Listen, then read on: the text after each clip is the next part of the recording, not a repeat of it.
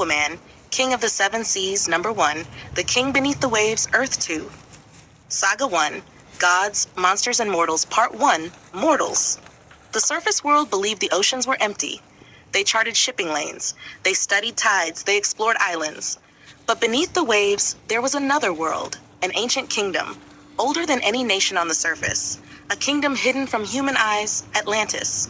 Far below the Atlantic Ocean, sunlight faded into darkness before giving way to a city unlike any on Earth.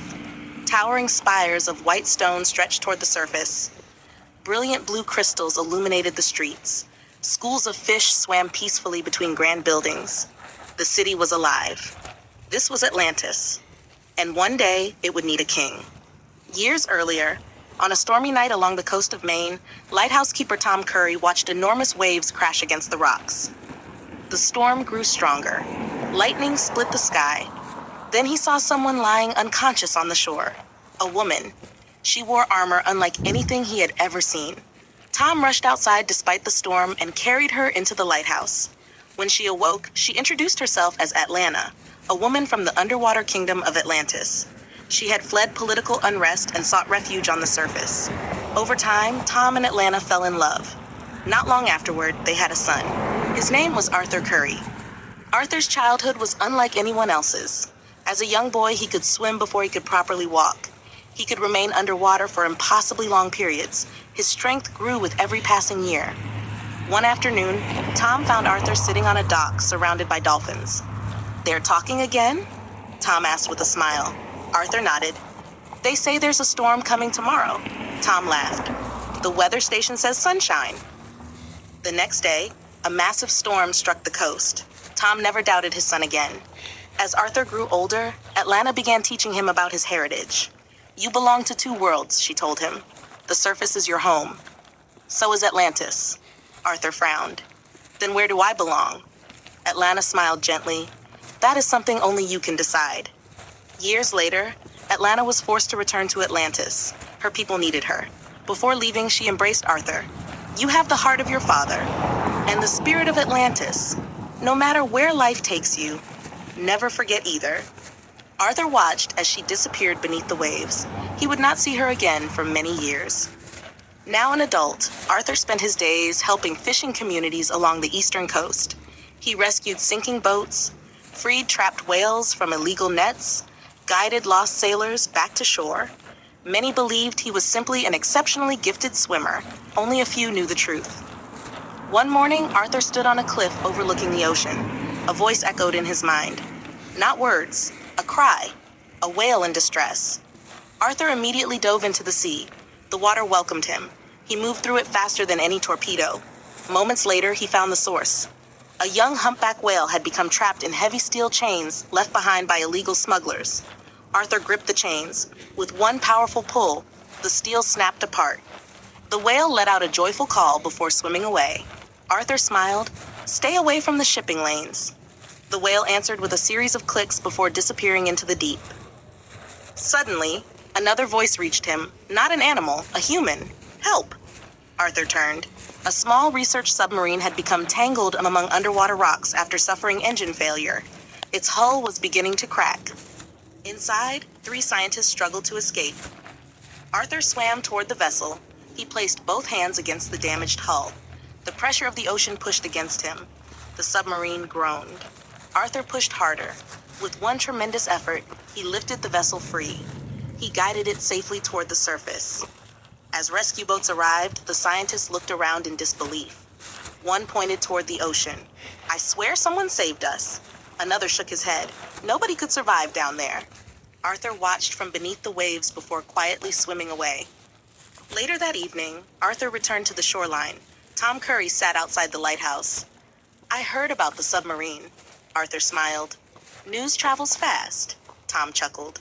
"Small towns." They sat in silence watching the sunset. Finally, Tom spoke. "Your mother always believed you'd change the world." Arthur looked out across the ocean. "I'm not sure the world's ready." Tom placed a hand on his son's shoulder. "Maybe. But when it is, you'll be ready."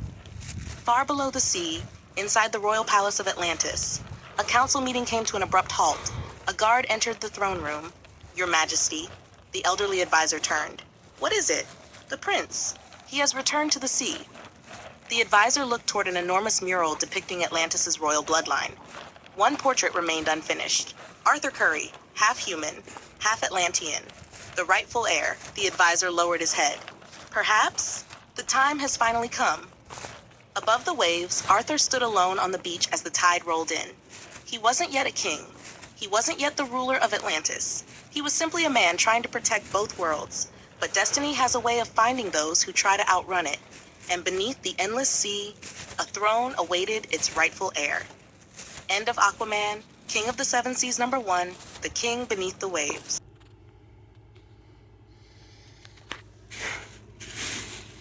Batman Gotham's Night #9, The Assassin Contract, Part 3, Earth 1, Saga 1, Gods, Monsters, and Mortals, Part 1. Mortals' reign rolled across Gotham like a curtain. Every rooftop glistened beneath the moonlight. From the edge of a cathedral, Batman watched the city below. Black Mask has already sent 10 assassins after me. Penguin is supplying him. The Archer has already made his move. The others are still out there. And while they're hunting me, the criminal empires keep growing. Batman fired his grappling gun. The cable wrapped around a gargoyle on a neighboring building, and he swung silently across the street before disappearing into the darkness. Down in Gotham's financial district, a convoy of armored cars slowly pulled away from a warehouse owned by one of Penguin's shell companies. Batman watched from above. Not money. Weapons. Penguin always hides his operations behind legitimate businesses. A man stepped out of the warehouse barking orders. He was short, wore an expensive suit, and carried a briefcase handcuffed to his wrist. Batman recognized him immediately. Actuary, one of Penguin's financial operators. Not a fighter. An accountant who specialized in laundering millions through Gotham's businesses. Batman whispered to himself, "Without men like you, Penguin's empire falls apart." Actuary climbed into his car. The engine started. It never moved. Batman landed silently on the roof. The driver looked up. "What the?" Batman punched through the windshield, unlocked the door, and dragged the driver out before he could reach his weapon. 2 bodyguards rushed forward. A batarang struck one across the wrist. The other swung a baton. Batman ducked underneath it and drove his shoulder into the man's chest. The bodyguard crashed into a parked car. Actuary stumbled backward. You're Batman." Batman slowly walked toward him. "Where's Penguin moving the money?" "I don't know." Batman grabbed the briefcase. "You've got one chance." Actuary shook with fear. "I swear, I only moved the accounts." Batman snapped the handcuff attaching the briefcase. Police sirens echoed in the distance. Batman looked toward the street, too soon. A familiar voice shouted from below, "GCPD, nobody move." Harvey Bullock stepped out of a patrol car with several officers behind him. Bullock looked up just in time to see a black cape disappear across the rooftops. He sighed. "One of these days, I'm actually going to catch that guy." One officer looked at the restrained criminals. "He did our job again." Bullock grumbled. "Yeah, I noticed." Later that morning, Wayne Manor was quiet.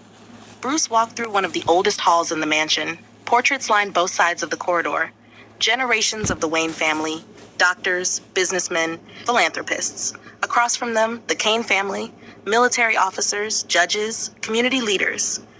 Bruce stopped in front of 2 portraits, Thomas Wayne, Martha Kane Wayne. He quietly looked between them. "My family's legacy comes from both sides." Alfred approached. "Your mother was always proud of being a Kane." Bruce nodded. "And my father never let anyone forget it." Alfred smiled. They complimented each other wonderfully. Bruce looked at Martha's portrait.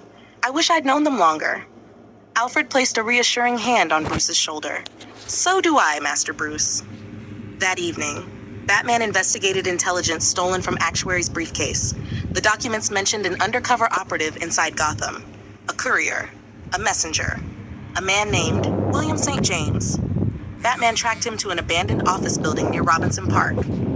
William entered carrying a locked case. Before he reached the elevator, the lights went out. He froze. "No." A deep voice echoed through the darkness.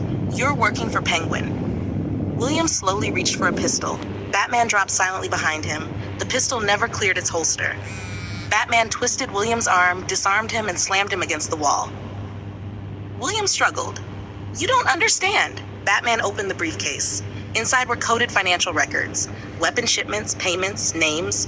Batman looked back at him. You've been supplying Penguin with intelligence. William lowered his head. Yes. Batman zip-tied his wrists. The police can sort out the rest. Moments later, Batman vanished before officers arrived. Near midnight, a lonely stretch of Gotham's docks. Batman examined one of the files taken from William. Footsteps echoed behind him. A woman's voice. So that's the famous Batman. Another voice laughed. I expected someone taller. Batman turned. Two armed figures stood beneath a broken warehouse light. Gun Bunny, and beside her, Gunhawk. Both held customized firearms. Gun Bunny smiled. Roman pays well. Gunhawk added, Penguin pays even better. Batman remained silent. Gun Bunny fired first. Batman rolled behind a shipping container. Bullets tore through the steel. Gunhawk charged from the opposite side. Batman threw two batarangs. One struck Gunhawk's rifle. The other hit Gun Bunny's shoulder, knocking her aim off. Gunhawk swung the butt of his weapon. Batman blocked it with his forearm, pain shooting through his arm as the blow landed against his unarmored suit. Still no armor. Every hit counts. Batman swept Gunhawk's legs from under him. As Gunhawk hit the ground, Batman disarmed him with a quick kick. Gun Bunny pulled another pistol. Batman fired his grappling gun. The cable wrapped around her wrist. He yanked hard. The pistol flew into the harbor. She charged anyway. Batman sidestepped and redirected her momentum, sending her crashing into a stack of wooden crates. Within moments, both assassins were restrained. Batman searched their equipment. Nothing. No location. No meeting place. Only payment instructions routed through anonymous accounts. Hours later, back in the Batcave, Bruce placed every recovered document onto the Batcomputer. The system scanned hundreds of pages, maps, financial records, encrypted messages. Alfred walked over. Any luck? Bruce stared at the monitor. They confirm everything. Black Mask is coordinating the contract. Penguin is financing parts of it. Alfred waited. But, Bruce sighed, I still don't know where Roman Sionis is hiding. The Batcomputer finished its scan. Result. Location unknown. Bruce leaned back in his chair. So close. Alfred looked at the growing wall of evidence. You've dismantled several of their operations. Bruce nodded. And it still isn't enough. He looked up at the giant penny and dinosaur in the cave. They're making mistakes. They're getting desperate. And Desperate smiled faintly. Then I suppose we'll simply have to... Okay, so I rewrote the last story because I kinda didn't like it.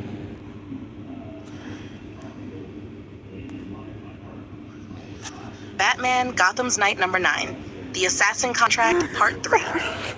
Earth 1. Saga 1, Gods, Monsters, and Mortals, Part 1. Mortals. Gotham City had changed. Not on the surface. The streets were still filled with corruption. The mob still ruled entire neighborhoods. Black Mask still expanded his criminal empire. The Penguin still hid behind the appearance of a legitimate businessman. But beneath all of that, the underworld was beginning to crack. Batman was forcing criminals into the open, and they were making mistakes. The Batcave was quiet. There were no trophies, no giant penny, no dinosaur, no glass display cases, only what Bruce Wayne believed he needed. The Batcomputer, a workbench, medical supplies, case files pinned to a wall, weapons and gadgets arranged with military precision. Everything had a purpose, nothing more. Bruce stood before the Batcomputer. Black Mask's organization covered nearly every district in Gotham. His gambling operations, weapons trafficking, money laundering, extortion. Bruce quietly spoke to himself. I'm close. They're moving money too often. They're hiding something. Alfred entered carrying a cup of coffee. Still no headquarters? Bruce shook his head. No. They're using shell companies and abandoned warehouses. Every time I get close, they relocate. Alfred handed him the coffee. Then eventually, they'll run out of places to hide. Bruce looked at the city map. I hope so. That night, rain covered Gotham once again. Batman watched the entrance to an accounting office owned by one of Penguin's companies. According to information he'd intercepted, a financial specialist known only as Actuary would be arriving with records connected to Penguin's operations. Batman waited. A black sedan pulled up. A thin man carrying a briefcase stepped onto the sidewalk. Batman dropped from the rooftop. Actuary barely had time to react. A batarang struck the pistol from his hand. What? Batman grabbed him by the coat. You work for Cobblepot. I don't know what you're talking about. Batman opened the briefcase. Inside were coded financial records, offshore accounts, payments, weapons purchases, bribes. Batman looked at him. You do now. Actuary tried to run. Batman swept his legs out from under him before securing him with a grappling line. Police sirens echoed through the streets. Batman looked toward the sound. Harvey Bullock. He recognized the detective's voice immediately. Bullock shouted from around the corner. Nobody move! Batman disappeared into the darkness just seconds before Bullock reached the scene. Bullock looked around in frustration. Great! Batman's been here again. He noticed Actuary tied to a streetlight, and somehow he did all my paperwork. The nearby officers chuckled. Bullock didn't. The next morning, Wayne Manor was peaceful. Sunlight streamed through tall windows. Bruce walked slowly through one of the oldest halls of the mansion. The hallway was lined with portraits. Generations of the Wayne family. Beside them, portraits of the Kane family. Thomas Wayne, Martha Kane Wayne. Bruce paused in front of Martha's portrait. His eyes lingered there for a moment. Alfred approached quietly. Your mother's family has always been proud of its history. Bruce nodded. So was my father's.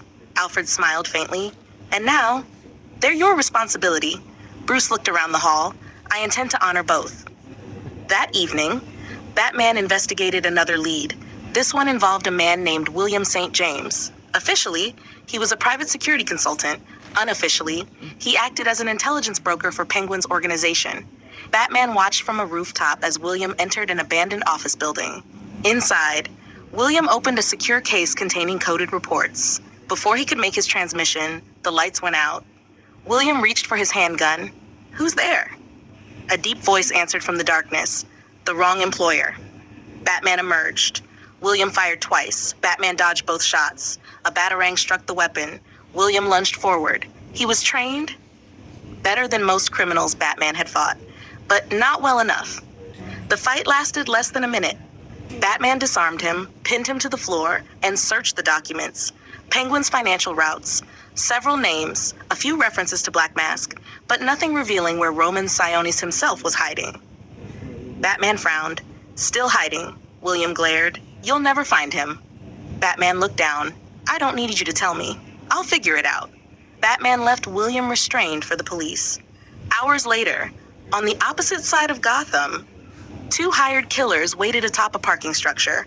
One carried customized pistols, the other carried automatic weapons. Gun Bunny, Gunhawk.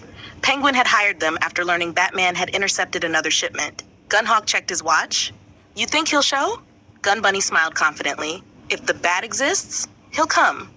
A voice echoed behind them. You shouldn't have waited. They spun around. Batman, gunfire erupted. Bullets shattered concrete. Batman dove behind an air conditioning unit. His suit wasn't armored. Every bullet mattered. He threw 2 smoke pellets, the rooftop filled with thick smoke. Gunhawk fired wildly. I can't see him.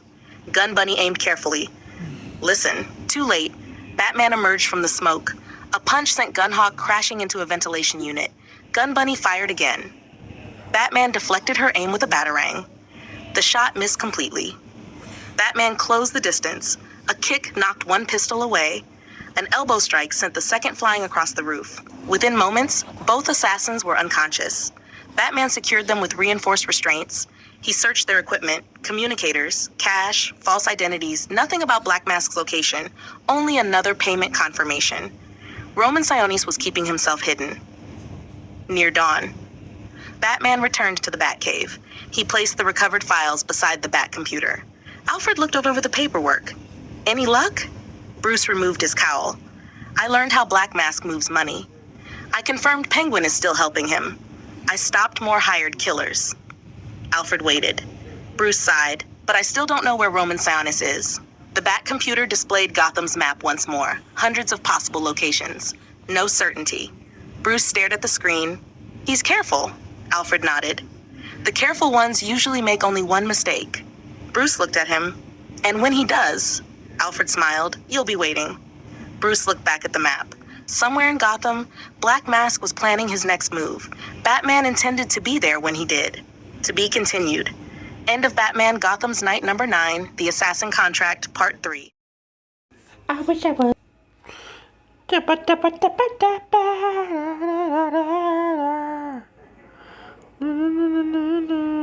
GCPD Report Volume 2, Number 1, Case Files, The Red Hood Gang, Anders Overbeck, Actuary, and A. William St. James. Recorded by Detective Renee Montoya, Gotham City Police Department, Major Crimes Unit, Earth 1. Saga 1, Gods, Monsters, and Mortals, Part 1, Mortals, date 10:14 a.m., Recording Officer Detective Renee Montoya.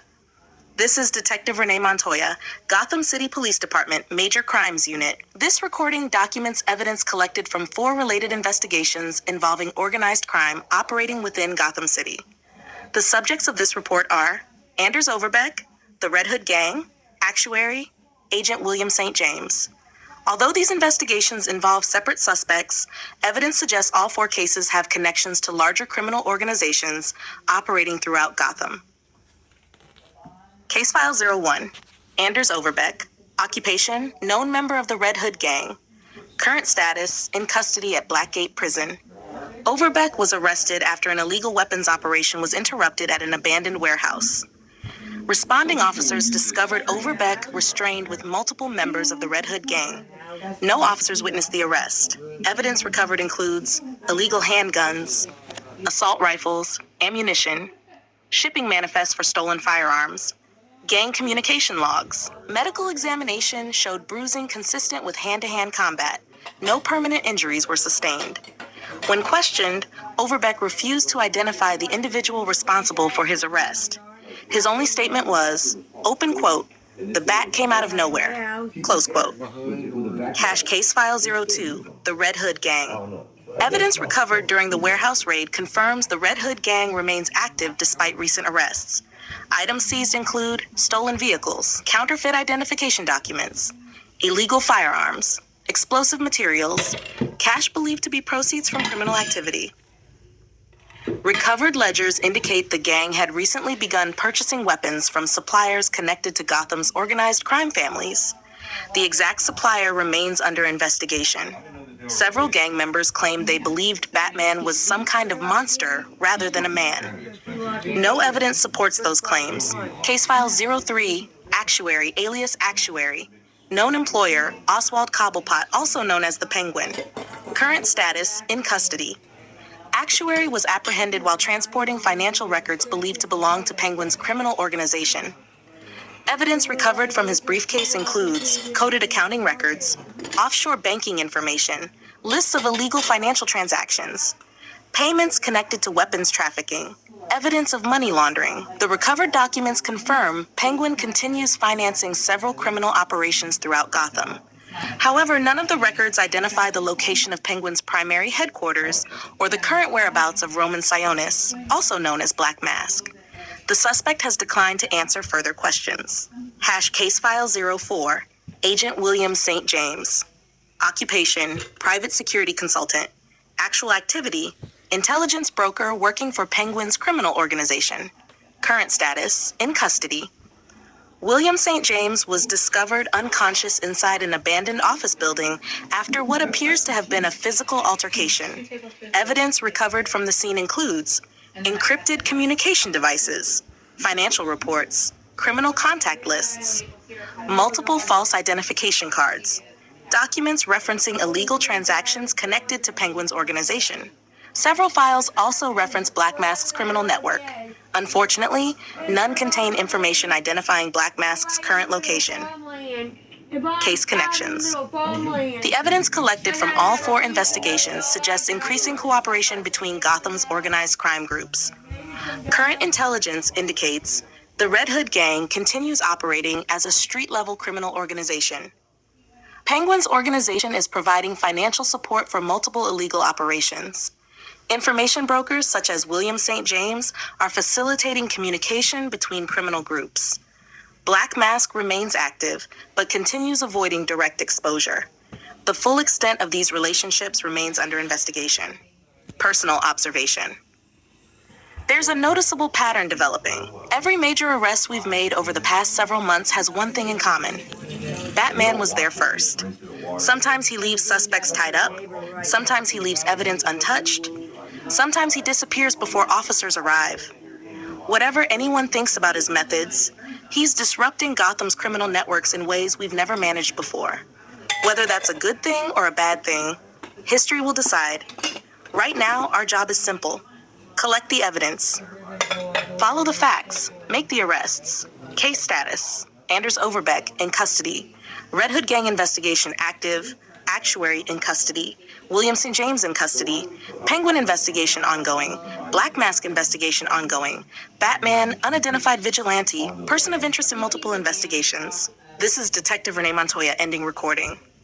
GCPD Archives Volume 2, Report Number 1, Status Active Investigations, Further Evidence Pending. Initiated the Rebirth Initiative to repair their mainstream continuity. They systematically... Sorry about that, people. I'm watching videos as I do other stuff while these stories write down and stuff. GCPD Report, Volume 2, Number 2. Case Files, Gun Bunny and Gun Hawk, recorded by Detective Renee Montoya. Gotham City Police Department, Major Crimes Unit, Earth 1. Saga 1, Gods, Monsters, and Mortals, Part 1. Mortals? Date, 8:47 a.m. Recording Office Detective Renee Montoya. This is Detective Renee Montoya, Major Crimes Unit. This report concerns the arrests of 2 professional mercenaries operating within Gotham City under the aliases Gun Bunny and Gun Hawk. Both suspects are believed to have been hired by Oswald Cobblepot, also known as the Penguin, following several disruptions to his criminal operations by the unidentified vigilante known as Batman. Case file, Gun Bunny is Gun Bunny. Real name, unknown. Occupation, mercenary and hired gun. Current status, in custody at Blackgate Prison. Gun Bunny was found unconscious on the rooftop of a parking structure in downtown Gotham.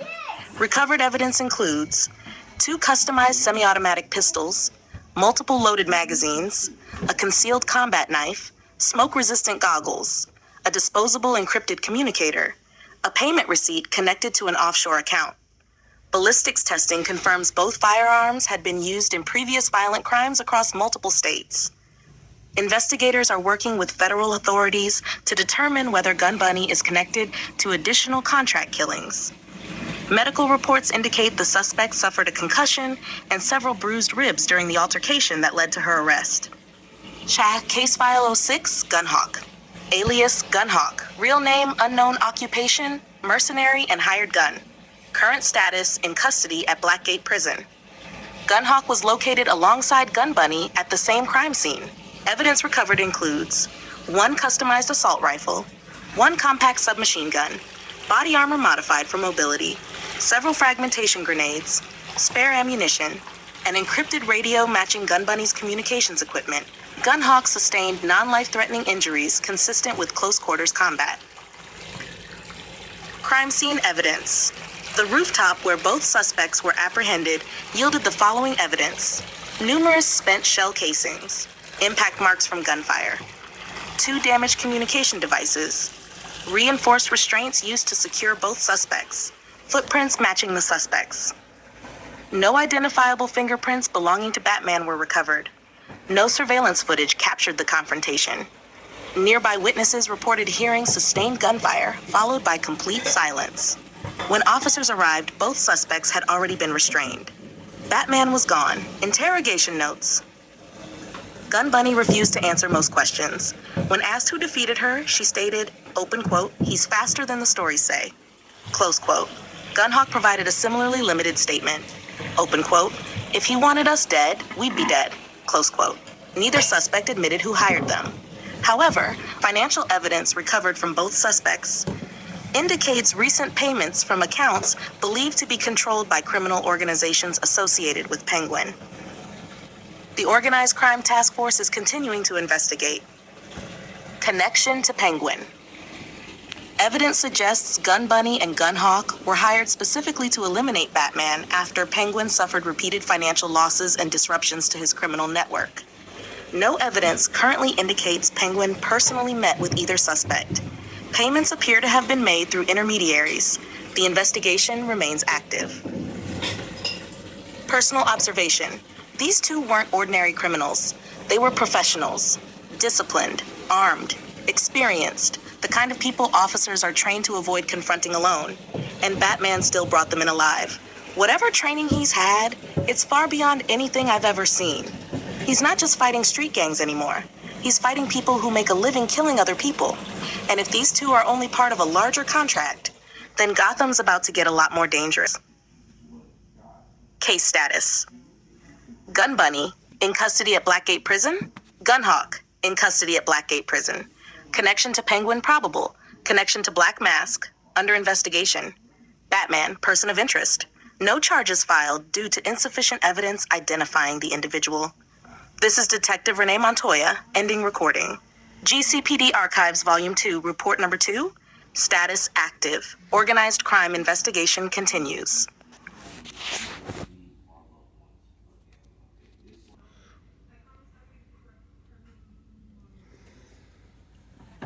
GCPD Report Volume 2, Number 3, Forensic Notes and Organized Crime Briefing, Earth 1. Saga 1, Gods, Monsters, and Mortals, Part 1. Mortals, Part 1, Forensic Examination, recorded by Edward Nashton. Gotham City Police Department Forensic Science Laboratory. Time, 7:08 a.m. My name is Edward Nashton, Senior Forensic Scientist, Gotham City Police Department. Case number 2478, victim male, approximately 9 years old. Cause of death, still undetermined. External injuries, none. Signs of blunt force trauma, none. Gunshot wounds, none. Stab wounds, none. There are no broken bones, no defensive wounds, nothing. Edward slowly adjusted the microscope. The silence in the laboratory was almost comforting. Everything had an answer. People lied. Evidence didn't. He carefully lifted another sample. Blood work, negative. No obvious toxins, liver tissue, nothing. Kidney samples, nothing. He frowned. No. That's not possible. He checked again. Still nothing. He leaned back in his chair, then noticed something inside a small evidence container. Pink residue, very small. He transferred it onto a slide. Seconds later, his expression changed. Cotton candy. He looked back at the child's file. Cotton candy doesn't kill children. He stood and paced around the lab. His eyes wandered across shelves filled with evidence. Every item had a story. Every story had a lie. Every lie hid another truth. He smiled slightly. The answer is here. I just haven't asked the right question. He sat back down and continued examining the residue. On the far wall of his office was something no one else had ever seen. A locked filing cabinet. Inside, folders. Hundreds of them, each marked with the names of a judge, a police officer, a businessman, crime bosses. Every file contained photographs, financial records, witness statements, bribes, affairs, fraud, blackmail. Edward quietly opened one folder. He read for a moment before closing it again. They all have secrets. He looked toward the laboratory door. And someday, they'll all matter. His expression hardened. For just a brief second, it was almost like someone else was looking through his eyes. Then it was gone. Edward returned to his microscope. There has to be more than cotton candy. There always is. Part 2, Major Crimes Office. Gotham City Police Department Captain James Gordon stood beside the evidence board.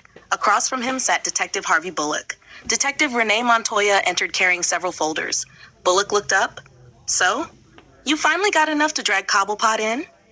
Renee sighed. I wish. She placed the files on the table. Gordon folded his arms. Walk us through it. Renee opened the first folder. We've connected Gun Bunny. Another file. Gunhawk. Another. Actuary. Another. William St. James. Bullock nodded. So kick down the Iceberg Lounge doors. Arrest Penguin. Done. Renee shook her head. It doesn't work like that. Bullock frowned. Why not? She slid several financial documents across the table. These are the payments. Bullock looked them over. Looks like money. It is. So what's the problem? Renee pointed at the names. Read them. Bullock looked closer. Robert Finch. Daniel Hawk. Samuel Raven. Sahaz Michael Sparrow. He frowned. Those names sound... Gordon finished the sentence. Like birds. Renee nodded. Exactly. Every payment uses a fake identity. No Oswald Cobblepot, no Iceberg Lounge, no Cobblepot Enterprises, no signature, no direct connection. Bullock slammed the folder shut. We know it's him. Renee nodded. I know. You know. The mayor probably knows. But a jury doesn't. Gordon spoke calmly. The law doesn't work on assumptions. It works on evidence. Bullock leaned back in frustration. So we're supposed to sit around while Penguin keeps buying killers? Renee answered immediately. No. We keep investigating. We keep following the money. And eventually, he slips. Gordon nodded. He always will. Bullock sighed. I hate criminals who hire accountants. That earned a small smile from Renee. They're usually the hardest ones to prosecute. Gordon looked at the evidence board. Photographs of Penguin, Black Mask, the Red Hood Gang, the Archer, Gun Bunny, Gun Hawk. Threads connected them all. But one thread was still missing. Oswald Cobblepot. Gordon quietly spoke. We're getting closer. Renee looked at Penguin's photograph. So is Batman. The room fell silent, because whether they liked it or not, the vigilante was uncovering pieces of Gotham's criminal underworld almost as quickly as the police. The only question left was, who would reach Penguin first? End of GCPD report. Volume 3.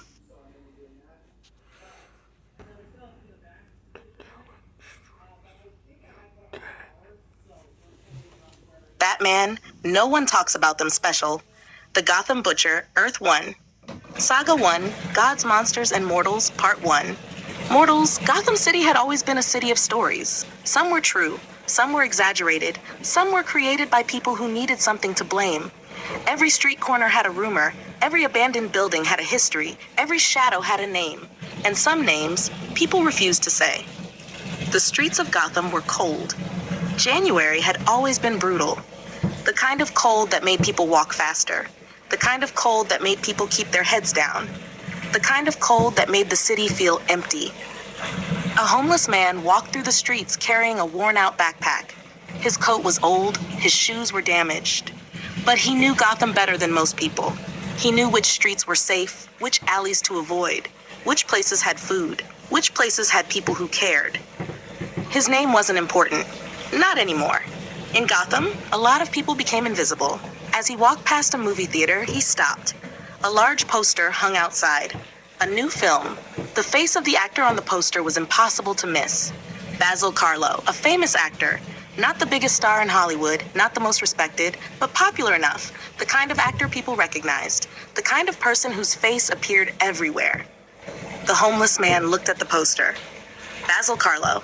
He smiled slightly. Guys everywhere. He shook his head. Funny how some people spend their whole lives trying to be remembered. He looked down at himself.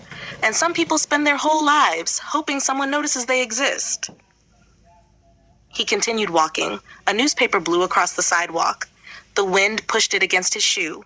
He looked down. The headline caught his attention. Gotham's new killer. The Candy Killer. The homeless man slowly purred. He read the article, Gotham City Police Department continues investigation into a series of murders involving children. His expression changed. The article continued. Authorities believe the unidentified killer has murdered between 8 and 9 children with possible additional adult victims. He kept reading. Police are warning parents to keep children within sight at all times. He lowered the newspaper. 10 adults, too. He shook his head. Gotham. He folded the paper. Always something. He kept walking. The city around him felt different, quieter. Even the usual sounds of Gotham seemed distant. He passed a closed store. A broken streetlight flickered above him. Then he stopped, because he heard footsteps behind him, slow, heavy. He turned. Nobody. He stared down the empty street. Hello? No answer. He laughed nervously, getting paranoid. He continued walking. The homeless man had lived in Gotham for years, long enough to know about the things people didn't talk about. The stories, the rumors, the legends. He knew about criminals, he knew about gangs, he knew about the mob.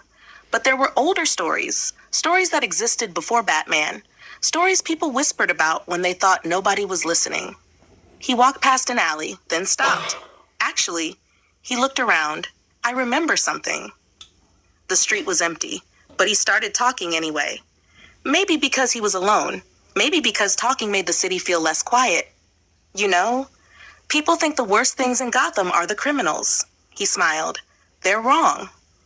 He looked into the darkness of the alley. Criminals want money. They want power. They want attention. But some things, he lowered his voice, some things don't want anything. The wind blew. He pulled his coat tighter. There was this story, years ago, before the Bat. He looked around, an urban legend, the Gotham Butcher. He stepped closer to the alley. Nobody knew who he was. Nobody knew where he came from. People just disappeared. He looked toward the darkness.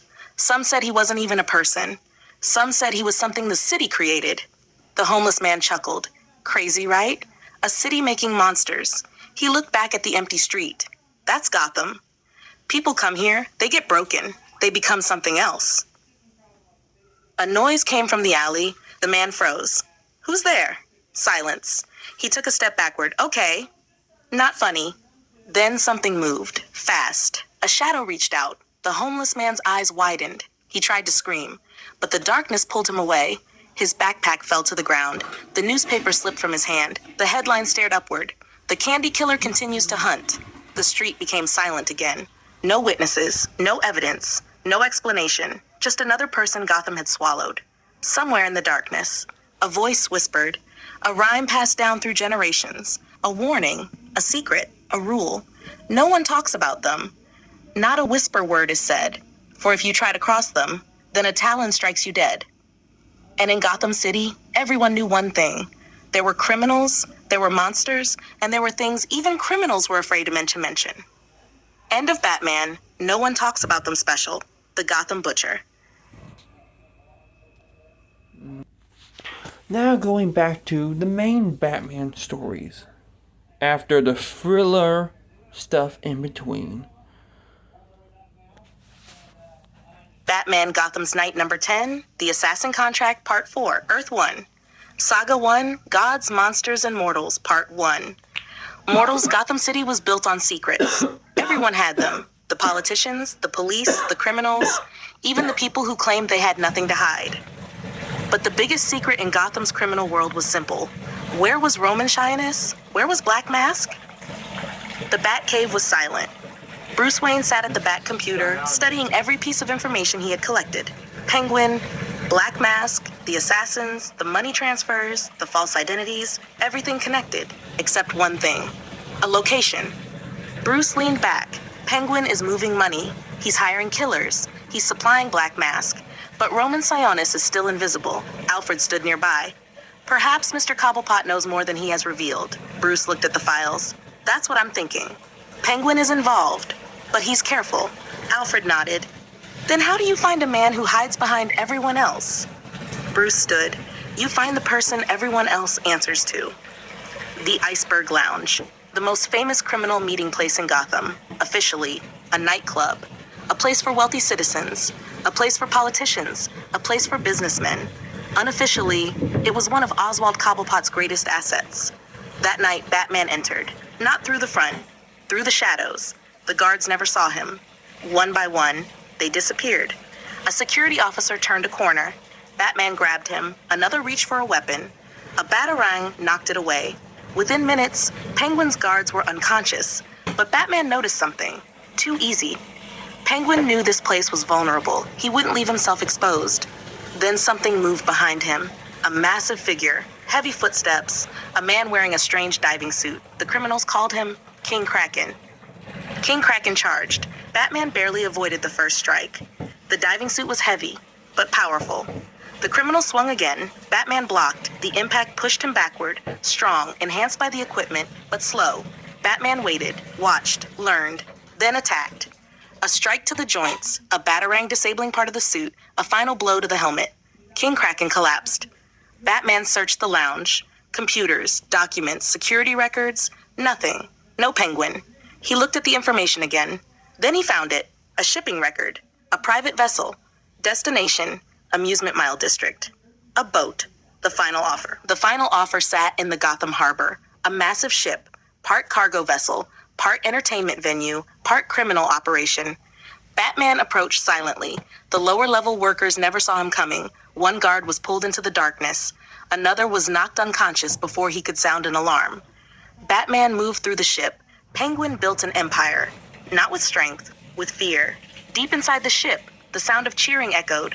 Batman followed it. The hallway opened. An arena, a fighting pit. Hundreds of criminals watched from the stands. At the center stood an empty battlefield. Above it, a woman watched. Penguin's assistant, Tracy. She looked down at Batman. So, the bat finally came. Batman looked up. "Where is Cobblepot?" Tracy smiled. "You're not gonna like the answer." A door opened. The crowd became louder. A man stepped forward. Electric weapons attached to his arms. The crowd cheered. Tracy smiled. looks like you have a guest. Batman recognized him. Another name from the contract, Lester Buczynski, the Electrocutioner. Electric entered the arena. He looked directly at Batman. You just saved me a lot of trouble coming here, Batman. The crowd cheered. Electrocutioner raised his electrified gloves. I'ma kill you. Then I'ma jumpstart your heart. And kill you again. The crowd exploded. Electrocutioner turned toward them. Are you ready? The criminals shouted, yes! Electrocutioner looked back at Batman. Batman remained silent. Tell me where Penguin is. Electrocutioner laughed. I ain't here to talk. I'm here to kick your ass. Electrocutioner charged. The electricity surged. The crowd watched, waiting, expecting a battle. Instead, Batman moved. One step, one punch. The entire arena went silent. Electrocutioner collapsed. Nobody moved. Nobody spoke. The criminals stared. The myth had just defeated another killer. Instantly, Batman looked around. Where's Penguin? No answer. Then the criminals attacked. The arena became chaos. Penguin's men rushed forward. Batman moved through them. A punch, a throw, a batarang, a sweep. The criminals came in groups. It didn't matter. They weren't trained assassins. They weren't professionals. They were people who believed numbers gave them an advantage. They were wrong. One criminal charged from behind. Batman grabbed him, used his momentum, sent him into another attacker. 3 more rushed forward. Batman moved between them. Every strike had a purpose. Every movement was controlled. Every second brought him closer to the truth. Eventually, the arena was silent. Bodies of unconscious criminals surrounded the floor. Electrocutioner remained down. Batman stood alone. Above him, Tracy watched, impressed, concerned, because she realized something. The Batman wasn't here to scare criminals. He was here because he was getting closer. Batman looked toward the upper levels. Penguin? No response. Only the sound of the ship moving through the water. Batman looked around the arena. Another dead end. Another secret. But he wasn't leaving empty-handed, because now he knew something. Penguin was running. And criminals only ran when they were afraid. The lights above the arena flickered. Batman stood in the center of the fighting pit, waiting, searching, preparing. The hunt for Penguin wasn't over. It was only getting started. End of Batman Gotham's Night number 10, The Assassin Contract Part 4.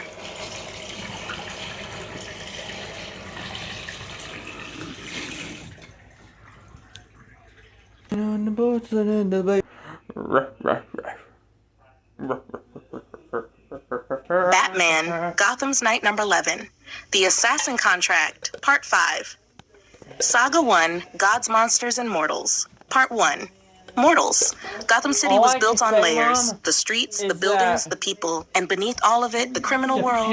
Every gang, every organization, every criminal who thought they were untouchable. They all believed they understood Gotham. They were wrong, because Gotham had something new, something they couldn't control, something they couldn't buy. The Batman. The final offer drifted through the Gotham harbor. The arena was silent. Hundreds of criminals had watched Batman walk into their territory. They watched him defeat Electrocutioner. They watched him tear through Penguin's men. And now, they were afraid. Batman stood in the center of the arena. He looked up. Tracy was gone. Penguin's assistant had disappeared during the chaos. Bruce examined the arena. She knows where he is. She was watching everything. She wasn't surprised I arrived. She was waiting. Batman moved through the ship, searching, following. He found her trail, a security badge, a discarded communication device, a set of access codes. Batman plugged the device into his system. The information, Tracy. Executive assistant, access, casino operations, private office access, Penguin's location. Bruce stared at the final entry. There you are.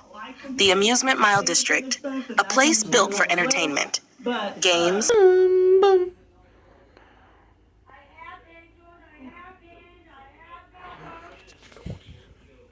Batman Gotham's Night number 11, The Assassin Contract Part 5, Earth 1, Saga 1, Gods, Monsters, and Mortals, Part 1, Mortals, The Final Offer, a ship built for entertainment, a ship built for business, a ship built to hide criminals from the world. From the outside, it was just another attraction in Gotham's Amusement Mile District, but Batman knew better. Nothing connected to Oswald Cobblepot was ever what it appeared to be. The fighting arena was silent. The criminals who had attacked Batman were unconscious. Electrocutioner was defeated. Penguin's assistant, Tracy, had disappeared into the upper levels of the ship. Batman looked up. She knows where he is. Everyone here answers to someone. Penguin wouldn't trust this operation to anyone unless they were close. Batman fired his grappling gun. The line connected to the upper walkway.